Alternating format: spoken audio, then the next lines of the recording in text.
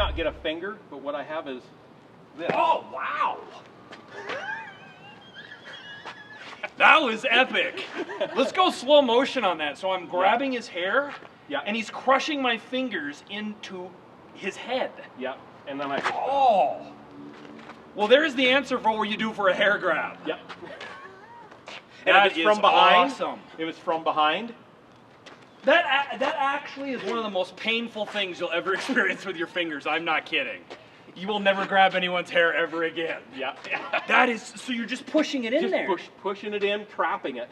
And yeah, and you're hyperextending those. Oh, it's unbelievable. My fingers feel like it's an electrical shock. Whoa. Yeah. And normally that's the reaction, is to grab the hand. But you don't think to push it down. Right, your natural is to try to peel it off instead of trapping it and pressing it into you. It's not going to hurt you. No. I mean, you barely... He's using his head to basically crush my fingers. My fingers are going in like that. That was unbelievable. Yeah. That's fantastic.